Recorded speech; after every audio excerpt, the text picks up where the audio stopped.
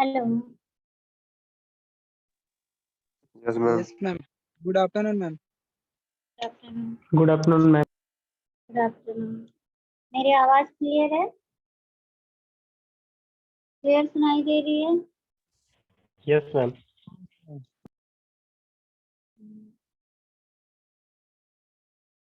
Google form तुम लोग fill up कर लोगी, ठीक है। और आज का जो एक्सपेरिमेंट है वो फाइनेंस ऑफ सीमेंट पे है। प्रीवियस एक्सपेरिमेंट जो था वो एक्सपेरिमेंट नहीं था, वो एक थ्योरी था जिसको एक्सपेरिमेंट में इंक्लूड कर लिया गया था स्पेसिस ट्रेनिंग कर। तो अब से जो है एक्सपेरिमेंट जितना भी होगा वो लैब में परफॉर्म करना होगा, और ये हम देखेंगे लैब में ही करके।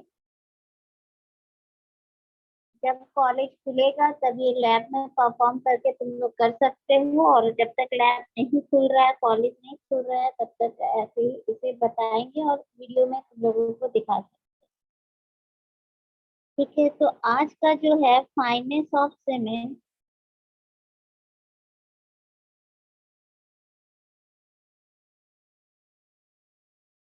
एक्सपेरिमेंट नेम तुम्हें पता है? Experiment name of the experiment.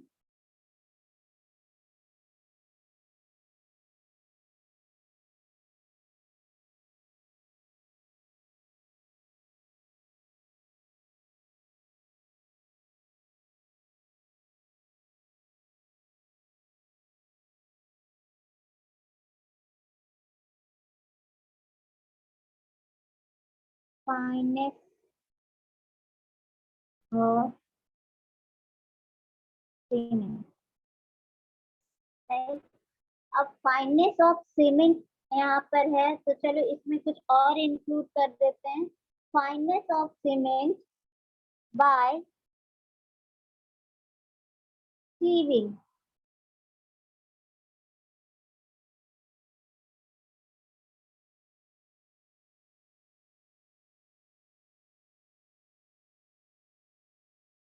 तो ऑब्जेक्टिव ऑफ दिस एक्सपेरिमेंट हो जाएगा to determine the fineness of cement by dry sieving method. Objective objective of this experiment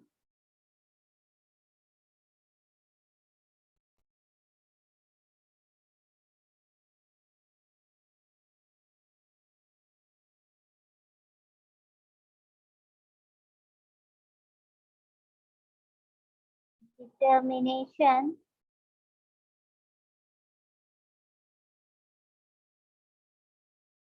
of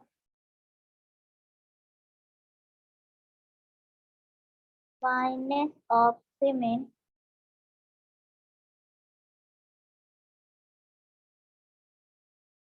by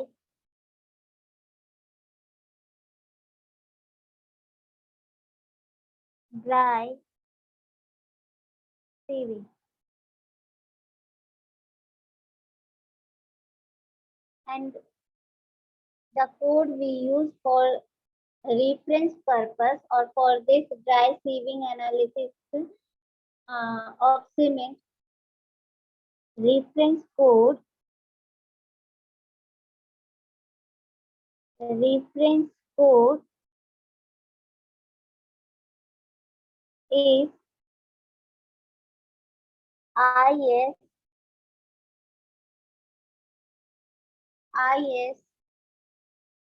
4031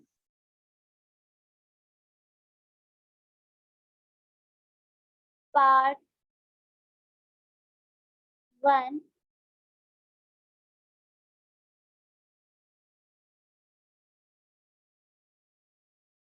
part 1 year 1988। Right. Objective जो होगा हमारा इस आज के एक्सपेरिमेंट का ऑब्जेक्टिव यही है कि हम सीमेंट का जो गिवन सैंपल मुझे मिला है या सैंपल जो हम ले रहे हैं उस सैंपल का हम फाइनेंस निकाल सके। कैसे? तो हम सीव एनालिसिस के थ्रू इस सीमेंट का फाइनेंस मॉडुलस निकालेंगे। अब इस हर एक एक्सपेरिमेंट के लिए कोड जो है, इंडियन स्टैंडर्ड कोड जो है, वो कुछ ना कुछ हर एक एक्सपेरिमेंट के लिए वो डेफिनेट वे में कुछ ना कुछ बताया हुआ है। तो अब इस एक्सपेरिमेंट के लिए जो रेफरेंस कोड हम यूज कर रहे हैं वो रेफरेंस कोड भी मैंने यहाँ पर लिख दिया है। तो इसके लिए तुम लोग देख सकते हो कौन सा कोड, तो 403 पार्ट 1। इसका बहुत सारा पार्ट है, part 1, part 2, part 3, part 4 and each and every part जो है वो सीमेंट के अलग अलग टेस्ट के लिए उससे रेफरेंस लिया गया है। मतलब उस कोड से हम सीमेंट का वेरियस टाइप ऑफ टेस्ट के लिए हम रेफरेंस ले सकते हैं फ्रॉम IS 4031।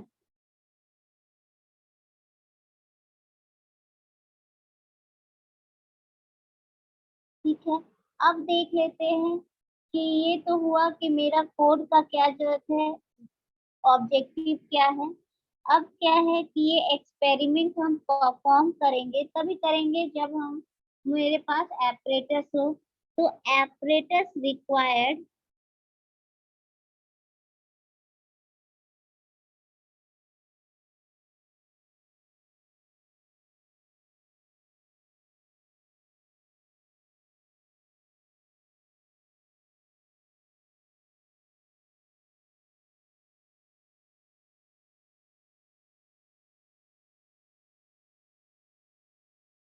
apparatus required, क्या क्या apparatus लगेगा? तो जो apparatus for this experiment हम यूज करेंगे वो apparatus होगा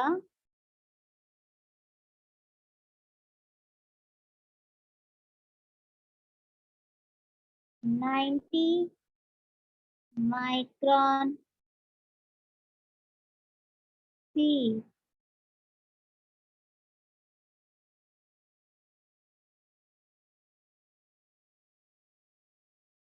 म्यू को ही हम लोग यहाँ पे माइक्रोन को हम लोग लिख रहे हैं।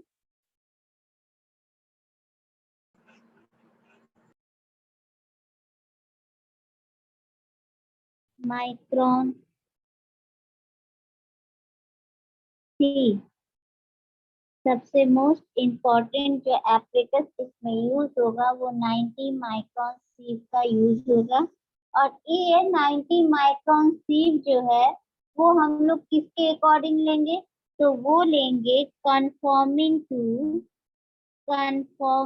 टू ये मुझे कौन बोल रहा है? तो ये मुझे बता रहा है to IS code, according to IS code 460। इसका भी वेरियस पार्ट है, पार्ट 1, 2, 3। ठीक है, चलो हम 1, 2, 3 पूरा लिख दे रहे हैं। और जो इस एक्सपेरिमेंट के लिए कोड जो यूज हो रहा था वो 4031 था। और ये जो 90 माइक्रोन सीव है वो है हम लोग उसके लिए जो IS कोड का रेफरेंस ले सकते हैं वो IS 460 है। ठीक है, ये पार्ट 1, 2, 3 में अवेलेबल है। तो हम चलो 1, 2, 3 हम सब लिख दे रहे हैं। और जो पार्ट 4031 IS है वो 4 पार्ट में अवेलेबल है, चाहो तो लिख सकते हो, part 1, part 2, part 3, part 4।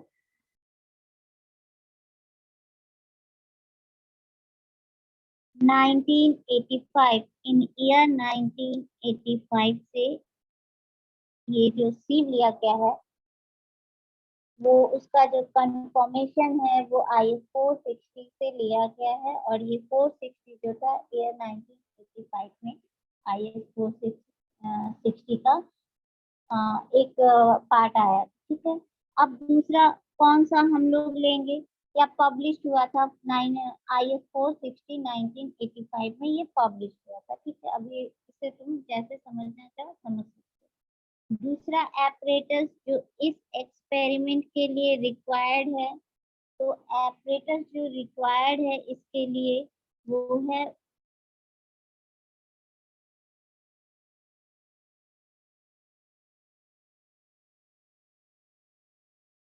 weighing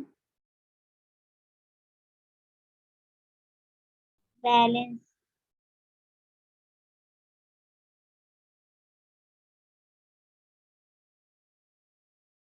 ठीक है, अब वेइंग बैलेंस जो है ना, अब होता क्या है कि बहुत सारा हम लोग के पास, अगर तुम लोगों में से कुछ लोग जब कॉलेज खुला था तो कॉलेज के लैब में ज्यादा लोग तो आए नहीं थे, जो लैब करने आए हो तो 10 या 15 जो भी लोग आए हो, तो तुम लोगों ने देखा होगा कि बहुत सारा लैब में वेइंग बैलेंस है।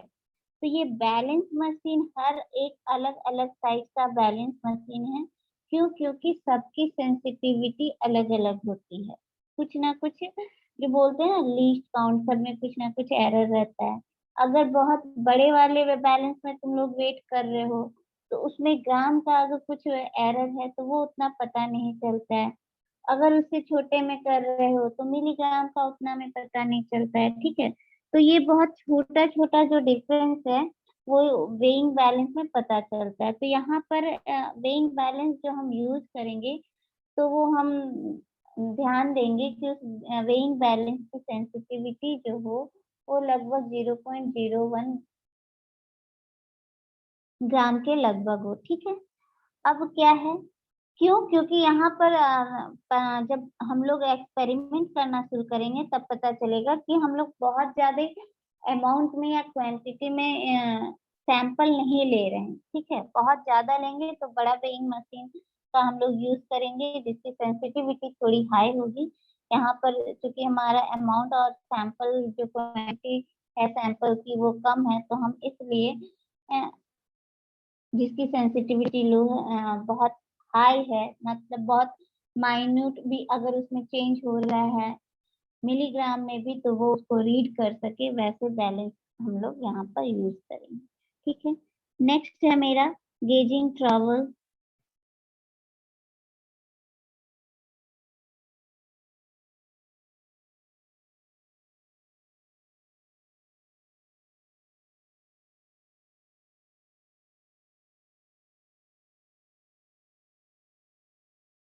ठीक है, नेक्स्ट क्या है, ट्रॉवल। तुम लोगों को पता है ट्रॉवल देखे हो जिससे हम लोग सीमेंट को उठाएंगे। ठीक है, ब्रश।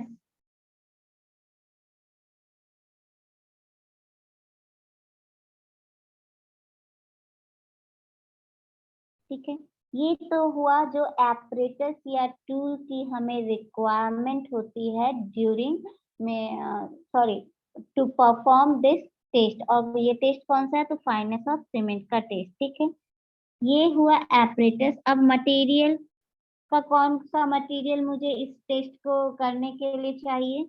एपरेटस या टूल्स हमने देखा, तो मटेरियल रिक्वायर्ड जो होगा, मटेरियल रिक्वायर, ये बहुत ही छोटा और सिंपल सा टेस्ट है। इसके लिए जो मटेरियल यूज होगा वो कुछ नहीं, सिर्फ मेरा सीमेंट यूज होगा।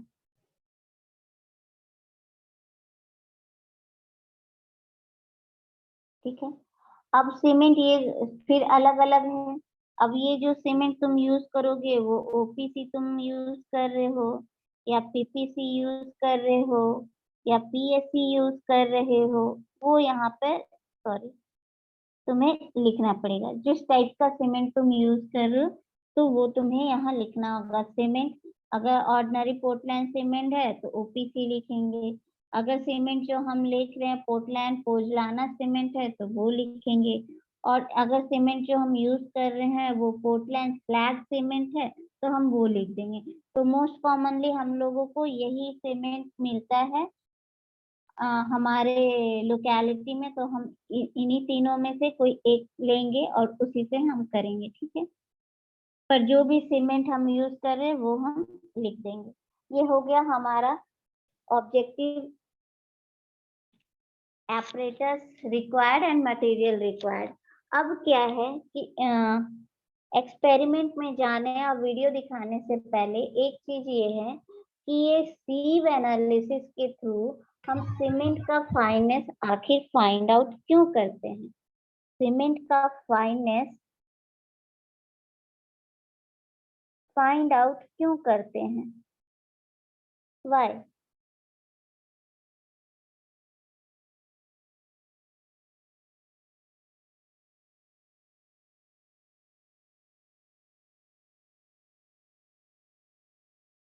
किसी को कुछ पता है सीमेंट के फाइननेस को आखिर हम क्यों निकालते हैं? क्या फायदा है निकालने से? अगर हम एक्सपेरिमेंट कर रहे हैं तो इसमें एक थ्योरी फाइननेस इसलिए निकालते हैं क्योंकि वो बाइंड अच्छा से कर पाया वो अनदर मटेरियल के साथ में। इसलिए हम जितना ज्यादा निकालते हैं फाइन रहे, हाँ बोलो, जितना मैम ज्यादा जितना फाइन ज्यादा होगा फाइननेस, जितना ज्यादा अगर हमारा सीमेंट फाइन रहेगा तो उतना अच्छा से बाइंडिंग कर सकता है अनदर पार्टिकल के साथ में या अनदर मटेरियल जैसे एग्रीगेट हो गया, सैंड हो गया, इस सब के साथ में। अच्छा मैम फाइननेस सेटिंग टाइम को वन बाय वन एक एक करके बोलो। अच्छा एक मिनट, तुम्हारे क्लास में अभी कोई नितेश साव किसी ने बोला? Yes ma'am. अच्छा साव तुम्हारा और साहू तुम लोगों का ईमेल आईडी क्या है? अटेंडेंस बनाने में मुझे बहुत दिक्कत हो रहा है। मैम मेरा है नितेश कुमार मैम। हाँ बोलो।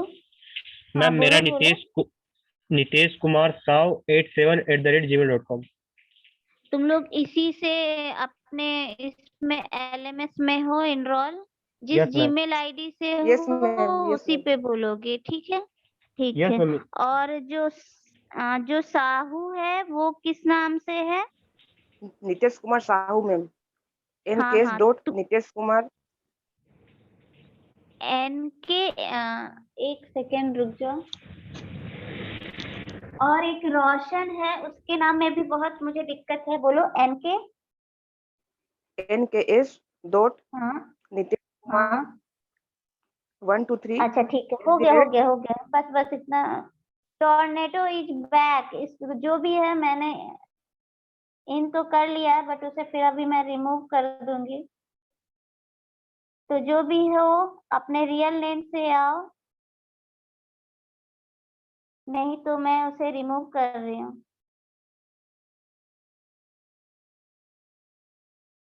ठीक है। और अगर रोशन, तो रोशन का प्रेजेंट नहीं है, तो खैर जो प्रेजेंट नहीं है उसके बारे में बात नहीं करेंगे। ठीक है, चलो ये हो गया, तुम लोगों का भी नाम याद आया तो पूछ लिए। ठीक है, अब ये बताओ जो तुम लोग बोल रहे थे वन बाय वन, जैसे किसी ने कहा कि अगर सीमेंट मेरा बहुत फाइन है तो वो उतने ही अच्छे से एग्रीगेट को मेरा बांधेगा, ठीक है, बाइंड करेगा। दूसरा तुम लोग जो बोल रहे थे, बताओ, अब बताओ।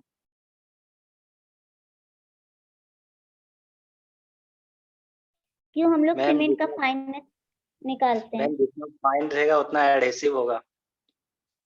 जितना फाइन होगा उतना एडेसिव होगा, मतलब तो एक ही हुआ दोनों का। एक ने कहा बाइंड, एक ने कहा एडेसिव। ठीक है, चलो और। मैम फाइननेस सीमेंट हम लोग का पानी का साथ माने ज्यादा रिएक्ट होता है ज्यादा जल्दी, जिसका कारण उसका स्ट्रेंथ डेवलप होता है और हीट ऑफ हाइड्रेशन में भी हाई होता है जिसका कारण। ठीक है, राजेश मंडल है ना?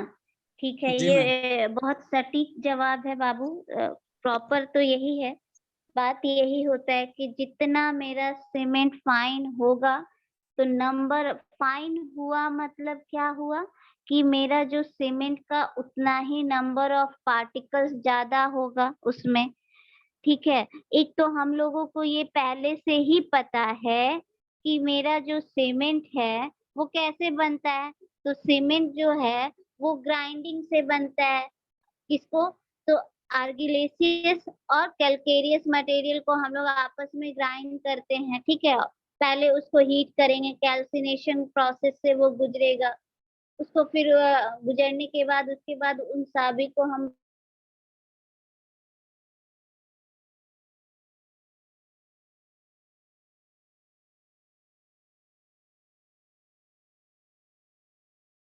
ग्राइंड कर देते हैं, पाउडर फॉर्म में उसको कन्वर्ट। तो ये कन्वर्ट किए तो कुछ सीमेंट ऐसा भी होता है कि इस ग्राइंडिंग के प्रोसेस में कुछ बहुत ही ज्यादा स्मॉल हो जाता है, कुछ पार्टिकल का साइज थोड़ा बड़ा रह जाता है, ठीक है। तो ये स्मॉल पार्टिकल जो है वो अलग तरह का कैरेक्टरिस्टिक एग्जिबिट करेगा, और जो थोड़ा दरदरा टाइप का रह जाता है वो थोड़ा अलग कैरेक्टरिस्टिक उसका रिप्रेजेंट करेगा। तो ये जो डिग्री ऑफ फाइननेस है ना, डिग्री ऑफ फाइननेस ये बताता है सीमेंट का कि ड्यूरिंग ग्राउंडिंग या ड्यूरिंग ग्राइंडिंग मेरा जो सीमेंट पार्टिकल है उसका साइज कितना स्मॉल है, वो सीमेंट का फाइननेस बताता है, मतलब उसका साइज ऑफ पार्टिकल क्या है। अब क्या है कि ये तो पता चल गया कि फाइननेस बता क्या रहा है, तो इसका इम्पोर्टेंट क्या है। इसका इम्पोर्टेंस ये है कि जैसे अभी राजेश मंडल ने बताया कि जितना ज्यादा मेरा फाइन रहेगा, मतलब जिस सीमेंट का पार्टिकल का साइज जितना छोटा रहेगा वहां उतना ही ज्यादा मेरा चांसेस रहेगा उस सीमेंट में हीट ऑफ हाइड्रेशन मेरा प्रोसेस ज्यादा होगा, रेट ऑफ हाइड्रेशन मेरा बहुत हाई रहेगा, ठीक है। अब रेट ऑफ हाइड्रेशन हाई रहेगा तो उतना ही ज्यादा मेरा rate of gain of strength होगा, और क्योंकि मेरा हीट ऑफ हाइड्रेशन का रेट हाई है तो इसका मतलब जो रेट ऑफ हीट का इवोल्यूशन है वो भी ज्यादा होगा, ठीक है। और साथ ही साथ जैसे ही हीट ऑफ हाइड्रेशन प्रोसेस अगर बढ़ रहा है मतलब सीमेंट का स्ट्रेंथ गेन करने का रेट भी हायर हो रहा है। जितना छोटा छोटा साइज का पार्टिकल होगा, ईच पार्टिकल वाटर से जैसे ही पानी मिलाएंगे वैसे ही वाटर से रिएक्ट करेगा, और जब हम लोगों को पता है कि सीमेंट पानी से रिएक्ट करता है तब heat of hydration process start हो जाता है, और उसी के थ्रू इस हीट ऑफ हाइड्रेशन पर ही हमारा सीमेंट का गेन ऑफ स्ट्रेंथ मेरा जो है वो डिपेंड करता है, ठीक है। तो रीजन यही है कि जितना फाइन पार्टिकल होगा उतना नंबर ऑफ पार्टिकल उतना पानी से रिएक्ट करेगा, तो हीट ऑफ हाइड्रेशन बढ़ रहा है तो मेरा सीमेंट का स्ट्रेंथ भी अल्टीमेटली बढ़ रहा है। अब क्या है कि जैसे मेरा फाइनर सीमेंट है, अगर ये नहीं समझ में आ रहा है कि साइज पे पानी मतलब जितना नंबर ऑफ साइज ज्यादा रहेगा पानी उतना ज्यादा रहेगा, तो तुम लोग एक सिंपल वर्ड में देखो, अगर समझने की कोशिश करो तो जितना मेरा सीमेंट फाइन होगा उसका सरफेस एरिया उतना ही ज्यादा होगा। तुम लोग एक सिंपली सोचो, जो तुम एक पाउडर लगाते हैं सब, ठीक है, फेस पर सब पाउडर लगाते हैं, वो पाउडर और एक बालू दोनों को बताओ, दोनों का अगर अमाउंट लेकर उसे जमीन पर छिड़को तो कौन सबसे ज्यादा एरिया कवर कर सकता है, किसको कितना दूर तक कवर कर सकते हो, किससे, बालू से या पाउडर से? पाउडर में। पाउडर ज्यादा पाउडर से मैम। फैलता है ना। तो वो पाउडर का इसका मतलब अब तुम लोग खुद ही देखोगे कि पाउडर कितना बारीक होता है, कितना फाइन होता है, उसमें मुझे पार्टिकल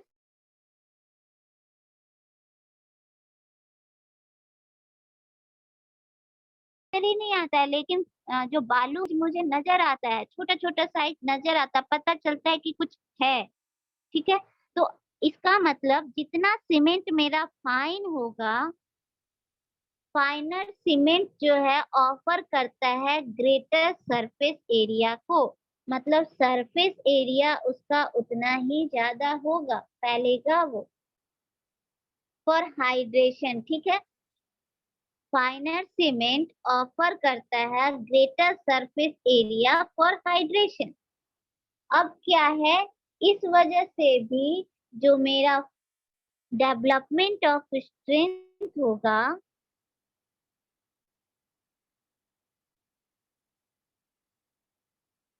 वो भी मेरा क्या होगा, इंक्रीज कर जाएगा, फास्टर होगा। Sorry, development of strength ma'am हाँ मैम बोले ना कि हीट ऑफ हाइड्रेशन होगा मैम, जितना फाइननेस रहेगा सीमेंट का मैम। आवाज नहीं आ रही बाबू, थोड़ा क्लियर फिर से बोलो। जैसे मैम हीट ऑफ हाइड्रेशन बताया ना मैम कि जितना फाइन रहेगा सीमेंट उतना हीट ऑफ हाइड्रेशन हाँ। होगा मैम। हाँ मैम उससे मतलब उससे मैम क्या इफेक्ट पड़ेगा मैम, अगर मतलब ज्यादा अगर ना रहे तो? अच्छा बाबू, अगर ज्यादा होगा, हीट ऑफ हाइड्रेशन ज्यादा होगा, तो शायद तुम लोगों को पता होगा, क्वेश्चन अच्छा पूछे हो, ये पता है कि हाइड्रेशन प्रोसेस के ड्यूरेशन में मुझे एक जेल फॉर्म होता है, और ये जेल ही जो है यही बाइंडिंग का काम करता है।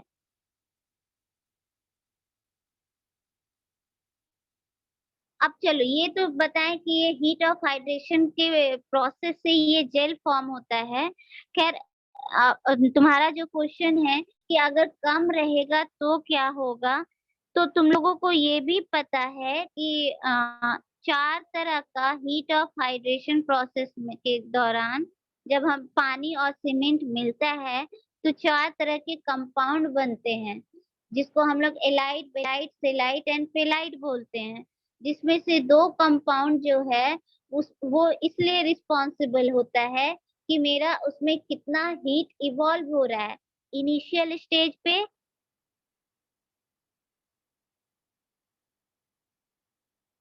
और एक लॉन्ग ड्यूरेशन में। ठीक है, एक लॉन्ग ड्यूरेशन में और एक आफ्टर सम टाइम।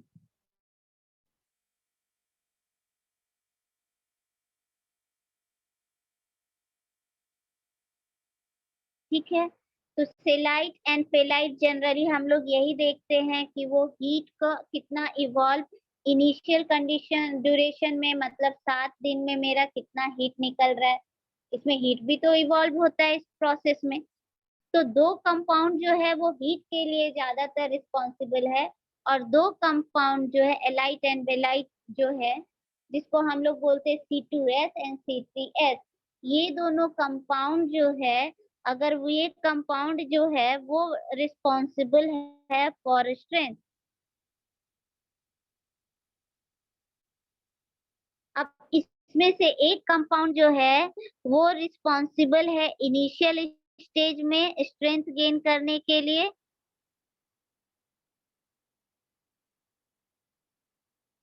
और दूसरा जो है वो रिस्पॉन्सिबल है लेटर स्टेज में स्ट्रेंथ गेन करने के लिए।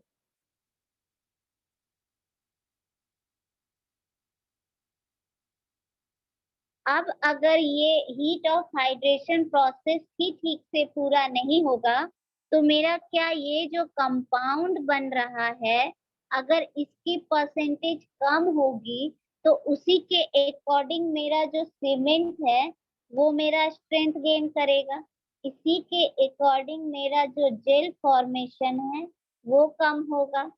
तो यही रीजन है कि हम ये बोलते हैं कि जितना पानी जैसे ही सीमेंट से रिएक्ट करेगा वैसे ही मेरा हीट ऑफ हाइड्रेशन शुरू होगा।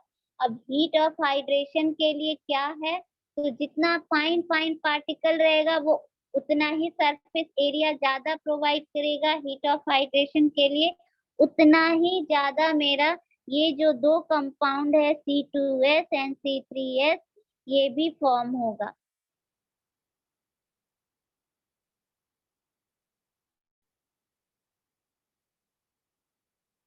जब ये फॉर्म होगा तो ऑब्वियस सी बात है मेरा उतना ही उसका सीमेंट का जो स्ट्रेंथ है वो मेरे को मिलेगा।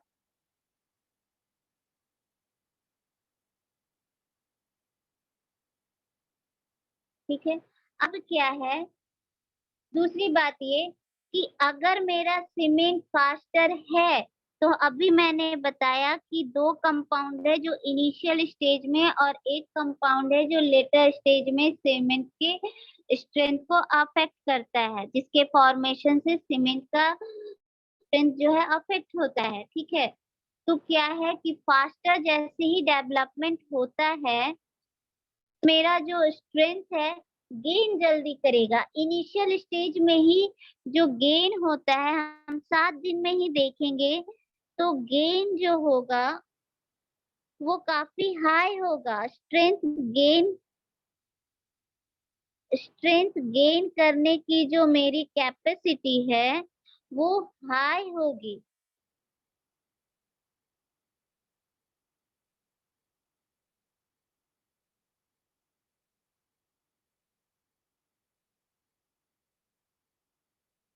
अब क्योंकि देखो हर एक सीमेंट का कुछ